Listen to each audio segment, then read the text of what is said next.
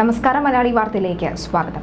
കോടതി 15 ദിവസത്തേക്ക് തിഹാർ ജയിലിൽ അടച്ച സാഹചര്യത്തിൽ ഡൽഹി മുഖ്യമന്ത്രി അരവിന്ദ് കെജ്രിവാളിന് രാജിവെക്കേണ്ടി വന്നേക്കും എന്ന വാർത്തയിലേക്കാണ് പോകുന്നത്.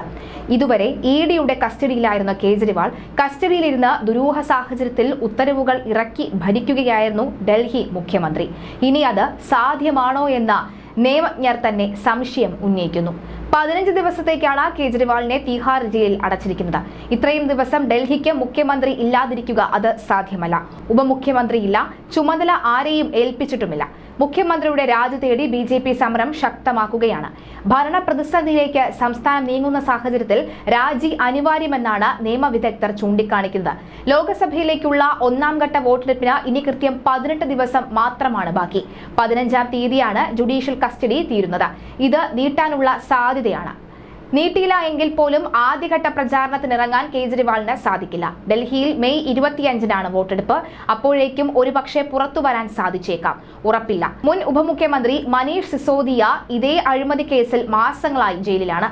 അറസ്റ്റിലായി ദിവസങ്ങളായിട്ടും കോടതിയിൽ നിന്ന് ഒരാശ്വാസവും കേജ്രിവാളിന് ലഭിച്ചിട്ടില്ല. അതായത് കേസിൽ കഴമ്പുണ്ടെന്ന് കോടതി കരുതുന്നു. ഈ സാഹചര്യത്തിൽ കേജ്രിവാളിന്റെ പ്രഭാവവും പ്രചാരണവും മങ്ങും. കേജ്രിവാളിന്റെ ജുഡീഷ്യൽ കസ്റ്റഡി നീളുക കൂടി ചെയ്താൽ പടക്കളത്തിൽ ക്യാപ്റ്റൻ ഇല്ലാത്ത അവസ്ഥയിലാകും ആപ്പ് തെരഞ്ഞെടുപ്പിനെ അഭിമുഖീകരിക്കുക. അഴിമതി രഹിതൻ എന്ന് വീമ്പിളക്കി അഴിമതിയുടെ ചെളിക്കുണ്ടിൽ വീണതോടെ പൊരുതാനുള്ള ധാർമ്മികതയും കേജ്രിവാളിന് നഷ്ടമായി. ഡൽഹിയിൽ രാഷ്ട്രപതി ഭരണം ഏത് നിമിഷവും വരാൻ സാധ്യതയുണ്ടെന്നും BJP സംസ്ഥാന ഘടകം പറയുകയാണ്. ഇക്കാര്യം ഉന്നയിച്ചുകൊണ്ട് ലഫ്റ്റനന്റ് ഗവർണർ BJPക്ക് കത്ത് നൽകി. വിഷയത്തിൽ എല്ലാ വശവും പരിശോധിച്ച് തീരുമാനം എടുക്കുമെന്നാണ് കേന്ദ്രം അറിയിക്കുന്നത്. ഡൽഹി മുഖ്യമന്ത്രി അരവിന്ദ് കെജ്രിവാളിനെ കോടതി റിമാൻഡ് ചെയ്ത പശ്ചാത്തലത്തിലാണ് ഇത്. മുഖ്യമന്ത്രി ജയിലിലിരുന്ന് ഭരിക്കുന്നത് പ്രതിസന്ധിയാണ് എന്ന് BJP പറയുന്നു. രാഷ്ട്രപതി ഭരണത്തിന് ലഫ്റ്റനന്റ് ഗവർണർ ശുപാർശയും ചെയ്തേക്കും.